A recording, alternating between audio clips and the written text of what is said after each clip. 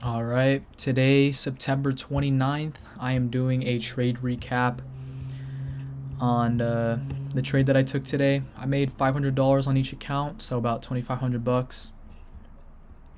So I just kind of want to go over the trade idea and why I even took longs here in the first place. So first, initially, I was looking at the higher time frame. So initially, I was looking at the daily. You saw the week before and the few days before, price retraced into this 1 hour order block, respected it, and then pushed to the upside. So because I was seeing this displacement, I was already bullish. And the fact that it was wicking like this in this order block kind of made me very bullish about the next few days, specifically today, because assuming this continues, we're probably going to break all-time highs once again. So I had that bullish narrative. So now when I hop back down,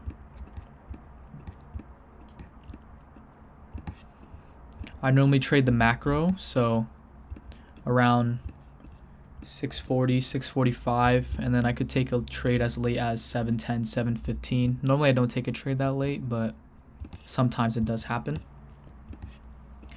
So essentially when market open, there was a bearish SMT, but I kind of disregarded it for now since the higher time frame was bullish, so I was looking specifically for longs. And so most of the time, market open is going to be the manipulation. If not, it'll be either macro open or 7 a.m. open, depending on whether or not there's 7 a.m. news. But this day specifically, market opens, sweeps a low, and then after that has a quick V-shaped recovery. So you could assume that 6:30 was most likely the manipulation of the day.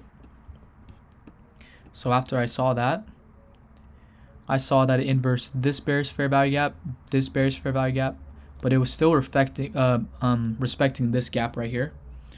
And you could see it kind of chopping around. The bodies were still respecting it, so I didn't want to enter just quite yet. But I assumed that it was chopping around like this because it was still, because ES was still lagging behind, and it was waiting for ES to take out some sort of liquidity before NQ would be able to move. So with that theory, I looked for the nearest low on ES, which happened to be this white line. So I wanted to see how ES reacted after sweeping this low. And so once I saw it sweep it and have a bullish reaction off of it, I assume that the liquidity has been taken on ES. The manipulation has been done on both indices. Therefore, that's grounds for a move. So once I saw this get respected, once I saw this sweep and have a reaction off of it, that's when I was anticipating a move. Therefore, I entered longs here at 640. Stop loss at the low, at the nearest candle low. And all I was doing was just targeting the nearest highs. I obviously could have went for more, but base hits is what gets you profitable. So boom, 25 points. It literally hit in like 3-4 minutes. And yeah. So these kind of days are the days you stack for your winning days, especially when you're trying to get a payout. You don't need to ever go for big home run hits. Consistent hitters like these will make you rich as fuck. So thanks for watching this trade recap. I'll see you guys on the next one.